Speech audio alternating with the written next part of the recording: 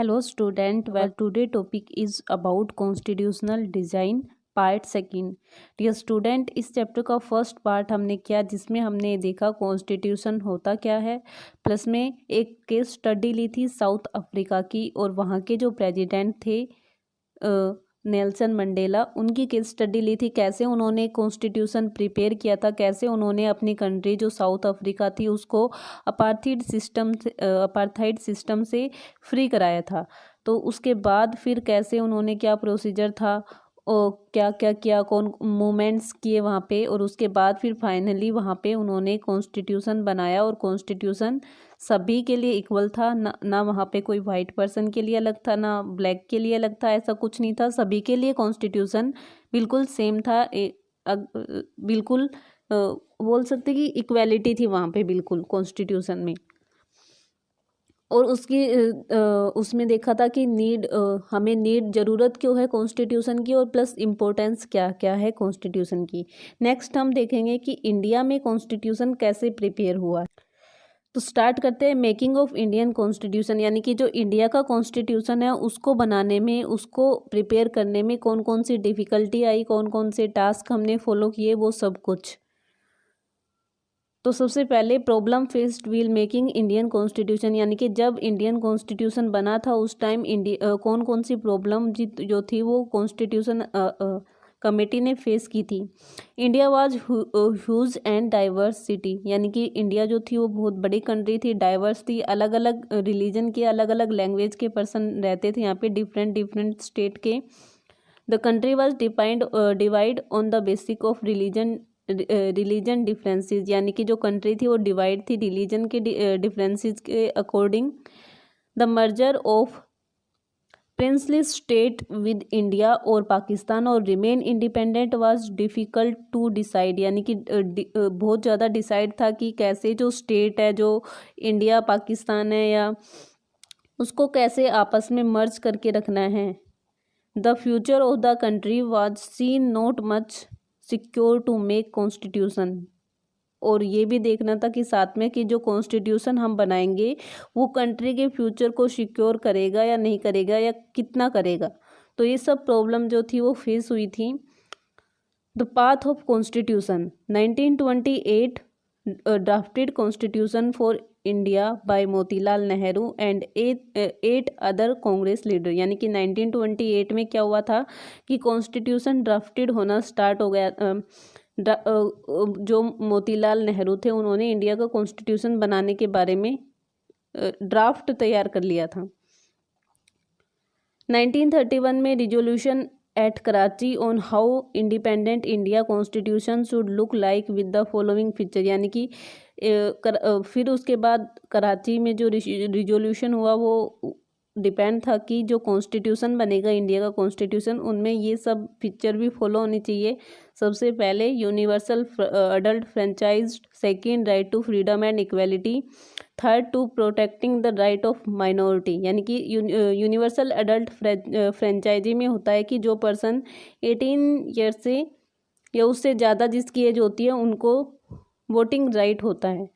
तो ये 3 जो राइट थे वो प्रोवाइड कराने थे कॉन्स्टिट्यूशन में हर एक पर्सन को, कंट्री के हर एक पीपल को। Many educated Indian were familiarized with the political and legislative institution during the colonial rule, यानी कि जो इंडियन थे, एजुकेटेड इंडियन थे, वो क्या थे कि जो पॉलिटिकल और लेजिस्लेटिव इंस्टीट्यूशन से वो जुड़े हुए थे। जब से कॉलोनियल रूल चल रहा था तभी से वो पॉलिटिकल और लेजिस्लेटिव इंस्टीट्यूशन से कनेक्ट थे।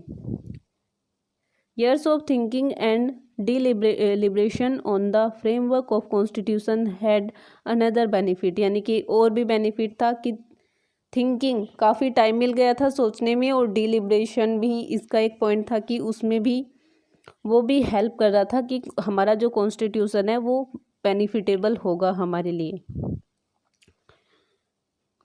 Many of the leader were inspired by, यानी कि जो लीडर उसमें कनेक्ट थे कॉन्स्टिट्यूशन बनाने में, उसके ड्राफ्ट को बनाने में, तो वो इंस्पायर थे फ्रेंच रेवोल्यूशन से, रशियन रेवोल्यूशन से, डेमोक्रेसी ऑफ ब्रिटेन से, bill of right in US, US का जो बिल ऑफ राइट है उससे, यानी कि जो हमारा कॉन्स्टिट्यूशन है वो काफ़ी जो अदर कंट्री है उनसे इंस्पायर होके, यानी कि उनका भी कुछ पार्ट हमने अपने कॉन्स्टिट्यूशन में इंक्लूड किया है।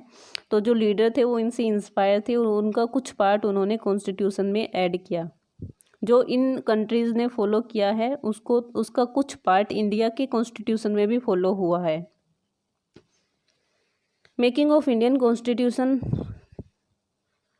यानी कि यही बता रखा है कि क्या प्रॉब्लम थी कि इंडिया जो थी वो ह्यूज एंड डाइवर्सिटी थी। तो एक इजी वर्क नहीं था, एक इजी टास्क नहीं था कि हम उसको कंप्लीट कर सकें। The people of India were emerging from the state of subject to that of citizen, यानी कि स्टेट नहीं है, स्टेटस ऑफ सब्जेक्ट के अकॉर्डिंग अमर्ज थे। The country was born through partition on the basic of religion, religion के basic पे different थी पूरी की पूरी जो कंट्री थी वो। और जिस टाइम पे पार्टीशन हुआ था इंडिया का और पाकिस्तान का, उसकी वजह से at least 10 lakh people were killed on both side of the border in partition, यानी कि पार्टीशन की वजह से जो वॉयलेंस हुआ था, जो हिंसा हुई थी, उसकी वजह से कम 10 लाख पीपल जो थे वो किल हो गए, वो मर गए थे। When the constitution was being written, the maker of the constitution had an exercise about the present and future of the country, यानी कि जब कॉन्स्टिट्यूशन को लिख रहे थे उसके लीडर, तो जो मेकर्स थे वो प्रेजेंट के बारे में ही नहीं सोच रहे थे बल्कि जो कंट्री का फ्यूचर है उसके बारे में भी सोच रहे थे कि जो एक ऐसा कॉन्स्टिट्यूशन वो बनाए जिससे प्रेजेंट के साथ साथ जो फ्यूचर है उसको, उसमें भी उसको फॉलो कर सकें। तो उसके लिए कॉन्स्टिट्यूशन असेंबली बनी 1946 में। Drafting of the constitution was done by an assemble of elected representative 299 member, यानी कि कॉन्स्टिट्यूशन असेंबली बनी जिसमें 299 मेंबर्स थे, रिप्रेजेंटेटिव थे। It representative the people of India. The assemble was dominated by the INC, Indian National Congress, but it had many non-Congress member belonging to different language group, caste, classes, religion and occupation, यानी कि जो assembly बनी हुई थी, constitution assembly बनी थी, उसमें only Indian national Congress के पर्सन नहीं थे, मेंबर नहीं थे, बल्कि जो नॉन कांग्रेस मेंबर थे वो भी थे, जो अलग अलग ग्रुप से, लैंग्वेज ग्रुप से, कास्ट से, क्लास से, रिलीजन से, ऑक्यूपेशन से बिलोंग करते थे। The constitution does not reflect the view of it member alone, यानी कि ये नहीं था कि बस ओनली जो इंडियन नेशनल कांग्रेस है जो हमारी पार्टी थी बस वही उसके ही मेंबर इस कॉन्स्टिट्यूशन में पार्टिसिपेट करेंगे, ऐसा नहीं था, बल्कि जो सभी बाकी जो पर्सन थे, बाकी जो मेंबर थे, हर एक पीपल का ओपिनियन उसमें लेना जरूरी था। The assembly adopted the constitution on 26 नवंबर 1949, यानी कि असेंबली ने जो कॉन्स्टिट्यूशन को अडोप्ट किया था वो क्या था, 26 नवंबर 1949 में, यानी कि कंप्लीट हो गया था हमारा constitution. Then a drafting committee chaired by doctor Ambedkar prepared a draft constitution for discussion. It was discussed clause by clause through several round of discussion. उसके बाद एक ड्राफ्टिंग कमेटी बनी जो जिसके चेयरमैन थे डॉक्टर अंबेडकर। तो फिर उसके बाद डिस्कस करना था कि जो क्लोज उसमें बने हुए थे उन क्लोज को डिस्कस करना था राउंड टू राउंड।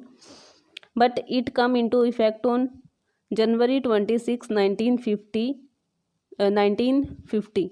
तो जो जब हमारा कॉन्स्टिट्यूशन अप्लाई हुआ था वो हुआ था 26 जनवरी 1950 को, 26 जनवरी 1950 को। Over the last 64 years, no longer social group or political party has ever questioned and legitimacy of the constitution, यानी कि जो 64 ईयर्स से कोई भी जो पॉलिटिकल पार्टी या कोई सोशल ग्रुप किसी ने भी कॉन्स्टिट्यूशन पे क्वेश्चन अराइज नहीं किया है, अभी तक तो नहीं किया है। नेक्स्ट मेंबर दे रखे हैं कि जो मोतीलाल नेहरू थे वो उन्होंने सबसे पहले स्टार्टिंग की थी कि इंडिया का कॉन्स्टिट्यूशन बनेगा। उसके बाद जो ड्राफ्टिंग कमेटी थी उसके मेंबर चेयरमैन बने थे डॉक्टर BR अम्बेडकर जी। उसके बाद प्रेसिडेंट बने कॉन्स्टिट्यूशन असेंबली के राजेंद्र प्रसाद जी। और कॉन्स्टिट्यूशन की जो फीमेल मेंबर थी Sarojini Naidu ji.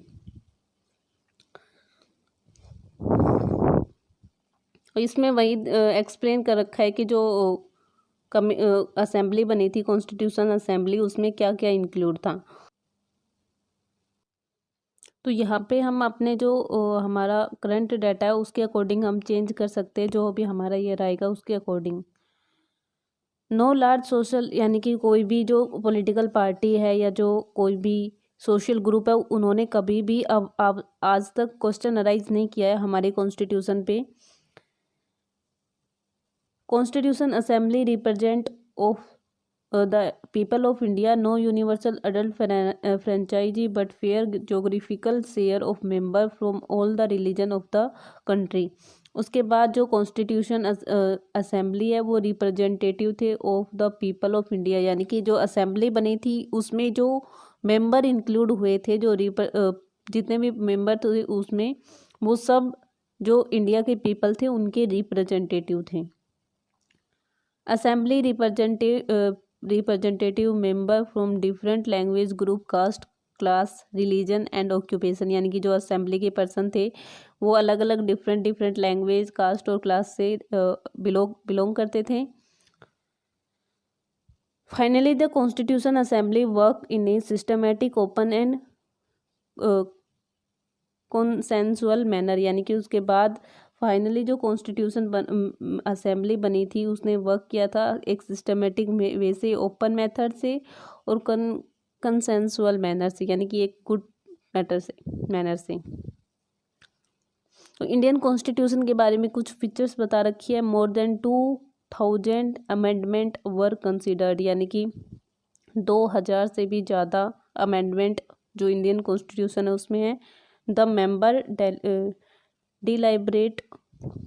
deliberated from 114 days spread over 3 year, यानी कि जो पर्सन जो मेंबर थे इसके, तो जो मेंबर थे वो अच्छे से उन्होंने डिस्कशन करके इसमें जो अमेंडमेंट थी उनको ऐड किया था। 3 years लग गए थे हमारे बनने में, यानी कि 3 years तो नहीं लगे थे। जो हमारा टाइम पीरियड है वो है हमारा जो कॉन्स्टिट्यूशन था इंडिया को उसको बनने में प्रिपेयर होने में टोटल टाइम लगा था 2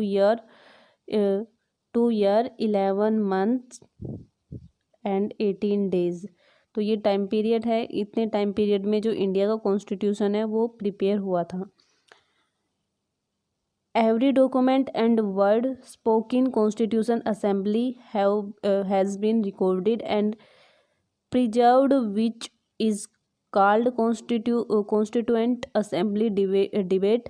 These debate provide और 20 blanky volume, यानी कि जो कॉन्स्टिट्यूशन था जो कॉन्स्टिट्यूशन डॉक्यूमेंट थे जो उसमें जितनी भी चीज़ें राइट डाउन की हुई थी, जो भी रूल और रेगुलेशन थे पॉलिसीज़ थी वो सब जो असेंबली थी जो डिबेट हुई थी उसके बाद कॉन्स्टिट्यूशन असेंबली डिबेट में उसको अच्छे से बोल के भी बताया गया था कि उसमें क्या क्या इंक्लूड है।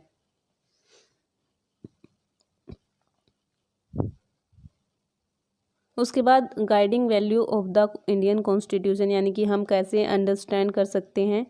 तो 2 वे से कर सकते हैं, by reading the view of some of major leader on constitution, यानी कि हम ये देख सकते हैं कि जो कॉन्स्टिट्यूशन के जो लीडर थे उनका क्या व्यू है कॉन्स्टिट्यूशन के लिए, तो हम उनके अकॉर्डिंग भी देख सकते हैं कि क्या गाइड कर रहे हैं वो। By understanding what the constitution say about is own philosophy, या हम खुद भी सोच सकते हैं कि कॉन्स्टिट्यूशन में जो कुछ लिखा हुआ है जो कॉन्स्टिट्यूशन में बताया गया वो हम उसको कहाँ पे अप्लाई कर सकते हैं अपनी फिलोसफी के अकॉर्डिंग। तो इसमें दे रखा है the dream and the promises, यानी कि क्या सोचते थे जो महात्मा गांधी थे, उन्होंने भी सोचा था कि यंग इंडिया के बारे में। फिर BR अम्बेडकर ने उनको कैसे उस विजन को इंक्लूड किया। जवाहरलाल नेहरू जी थे, उन्होंने कैसे मिडनाइट को अगस्त मिडनाइट ऑफ अगस्त 15 1947, यानी कि जब हमारी जो कंट्री थी इंडिया वो इंडिपेंडेंट हुई थी, उस टाइम मिडनाइट को यानी कि आधी रात को स्पीच दिया था और इंडिया ने खुद को फ्री डिक्लेयर किया था। तो ये सब कॉन्स्टिट्यूशन से इतना तो नहीं है, लेकिन पॉइंट आउट है कि आपको पता होना चाहिए इसके बारे में। Next, preamble. Constitution began with the short statement of its basic value. This is called the preamble of the Constitution. यानी कि जब कॉन्स्टिट्यूशन स्टार्ट होता है तो उससे पहले उसमें जो कुछ भी लिखा हुआ है उसकी एक शॉर्ट स्टेटमेंट होती है, तो उसको हम बोलते हैं प्रीमेबल। और हर कॉन्स्टिट्यूशन के आगे वो प्रीमेबल वैल्यू लिखी हुई होती है, तो वो प्रीमेबल वैल्यू उसको प्रीमेबल बोलते हैं। उसके बाद constitution of India very long and detail document है, सबसे बड़ा डॉक्यूमेंट है। Amendment quite regularly to keep update, यानी कि अगर उसमें कोई भी अमेंडमेंट करनी हो तो हम उसको आराम से ईजिली कर सकते हैं। उसमें it lays down a procedure for choosing person to govern the country. हर प्रोसीजर बताता है हमें define who will have how much power to take decision. यह भी बताता है कि किसके पास कितनी पावर है डिसीजन लेने की। पुट लिमिट, गवर्नमेंट के ऊपर लिमिट रखता है और जो सिटीजन है उनको राइट्स प्रोवाइड कराता है। उसके बाद प्रीमेबल दे रखी है, ये इंडिया की प्रीमेबल है। जब भी हम कॉन्स्टिट्यूशन पढ़ेंगे तो उससे पहले हमें इंडिया की प्रीमेबल मिलेगी, फिर उसके बाद नेक्स्ट कॉन्स्टिट्यूशन के बारे में होगा। ये साउथ अफ्रीका की प्रीमेबल है। लगभग जो एनसीईआरटी की बुक आती है उनमें भी प्रीमेबल आती है, बिल्कुल फर्स्ट पेज होता है उसमें। Next, all countries that have constitution are not necessary democratic, यानी कि सभी कंट्री जिनका कॉन्स्टिट्यूशन हो, जो कॉन्स्टिट्यूशन से चलती है, यानी कि उनके पास कॉन्स्टिट्यूशन है, ज़रूरी नहीं वो डेमोक्रेटिक भी हो। यानी कि जो नॉन डेमोक्रेटिक कंट्री है उनके पास भी कॉन्स्टिट्यूशन होता है। But all country that are democratic will have constitution, लेकिन जो डेमोक्रेटिक कंट्री है उनके पास, सबके पास कॉन्स्टिट्यूशन होगा और उनका खुद का कॉन्स्टिट्यूशन होगा। तो इसमें दो बात बोली हुई है कि ज़रूरी नहीं कि जो उसी का ऑल कंट्री है, यानी कि ये ज़रूरी नहीं है कि कॉन्स्टिट्यूशन जो है वो सभी डेमोक्रेटिक कंट्री में हो, यानी कॉन्स्टिट्यूशन जहाँ पे होगा वो डेमोक्रेटिक कंट्री होगी, ये ज़रूरी नहीं है। जो नॉन डेमोक्रेटिक कंट्री है उनका भी कॉन्स्टिट्यूशन हो सकता है, लेकिन जो भी डेमोक्रेटिक कंट्री होगी उनका कॉन्स्टिट्यूशन होना कंपलसरी है। यानी कि जो भी कंट्री खुद को डेमोक्रेटिक कंट्री मानेगी उसका अपना कॉन्स्टिट्यूशन होगा। तो ये रियलिटी है। ये तो हमारे चैप्टर था जिसमें कॉन्स्टिट्यूशन डिज़ाइन के बारे में हमने देखा कि स्टडी ली साउथ अफ्रीका की, वहाँ पे कॉन्स्टिट्यूशन कैसे बना। नेक्स्ट हमने देखा कि इंडिया में कॉन्स्टिट्यूशन कैसे बनाए। तो ये चैप्टर था हमारा कॉन्स्टिट्यूशन डिज़ाइन का। आई होप आपको ये समझ आया होगा। Thank you.